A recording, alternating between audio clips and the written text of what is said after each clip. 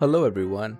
If you're here, the chances are that you're looking for an improved way to catalog your reading list. Well, this is exactly what we are going to learn today. First, let me tell you about this tool called Notion. Notion is advertised as a project management tool. You can create documents or databases and collaborate with a team. We at Antibuddies use this tool to coordinate almost every aspect of our work on Notion. However, you don't need to be in an organization to take full benefit of this tool. The first part requires registering on Notion. When you go to notion.so and create an account, you'll get your own personalized workspace with the free personal plan. There are other plans to choose from too if you want to collaborate, but for this video, we're going to assume you just need Notion for personal work. If you have an academic email address, you can even get their personal pro plan for free. Once you have registered yourself and created a workspace, let's start with the second part, that is creating a database. When you start Notion for the first time, you'll see there's already a reading list present. This is a default given by the Notion team. However, I don't like it as much, so we're going to prepare our own reading list. For preparing a reading list, we need to learn about the database part of Notion because that is exactly what we will be creating, a database of things to read. Let's make a new page by clicking on the new page button on the bottom left. Let's open this page in full screen by clicking on the button here. For every page you make, there are some common elements. The first one is the title. Let's title this page My Reading List. If you want this to be fancy, you can even add an icon and a cover page to it. When you click on the icon, the app gives you a random icon, but you can change it. Yeah, I'm going to keep a green book as my icon. You can see the My Reading List in the side pane now shows the green book, which makes it easier to find this page. Next, I'll add a cover just to get a feel. Again, Notion will give you a random cover when you first click on it. You can change it though. If you don't have a personalized image, you can choose something from their Unsplash library. I'm going to go with, let's type reading. Yeah, I like this image.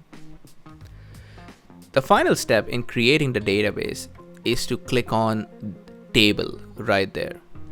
With that, Notion gives you a very simple default database to work with. However, we need more than that.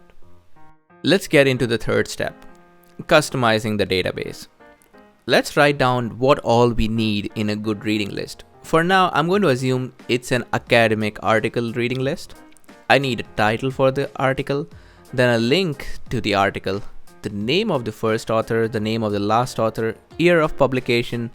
Let's put a due date on it and a variable that indicates the status of this entry. For example, if I have already read this paper, it should say completed. If I have a pending paper, the variable should say pending. Let's add all of these variables in the database. By the way, Notion calls these variables properties, so that's what I'm going to call this from now on. First, let's add the title of the paper. For this, Notion offers a property type called title that cannot be removed from a database. Let's name the title property article title.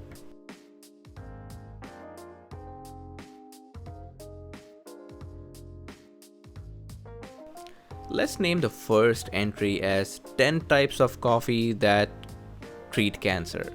Yeah, because I get my research news from BuzzFeed. Next, we'll add a link. Click on the plus sign and look for a property type called URL. I'll name this property link.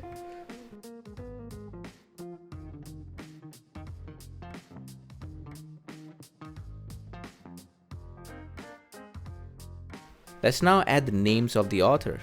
Names are simple text properties and they are the default when you add one.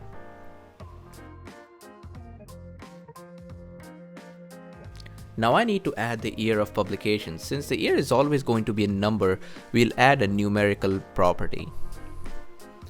I need a date now. Oops, that came out wrong. I mean a property that tells me a due date. Here I can create a single date, a range of date, or even a date with time. this should be the time or date when I think I should be reading this paper. Then we will add a property that tells me whether I have already read this paper or not. For this, we have the select property. Select is a variable that defines categories.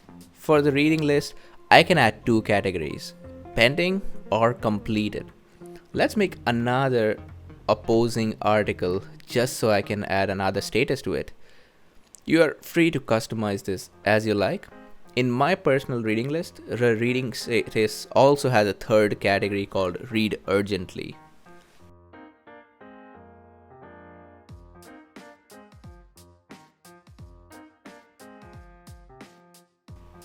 There's another important property type that I found useful. It's the multi-select property. Let me tell you a good use of it. If we go back to my reading list, you'll see that I have these tags associated with each paper. That is what the multi-select does. It adds tags. Yeah, that's not much to it. Let's add this property to our reading list. I'll add two tags, coffee and cancer. In future, if I read more papers on coffee or cancer, I can tag them. The benefit of adding tags is you can find these papers easily in future. Right here, you have learned how to create a database for yourself. In the second part of this series, I'll show you how to make this table even more useful using the sort, filter, and adding the view features. If you like this video, you do leave a like and comment. I hope to see you in the next one. Bye bye.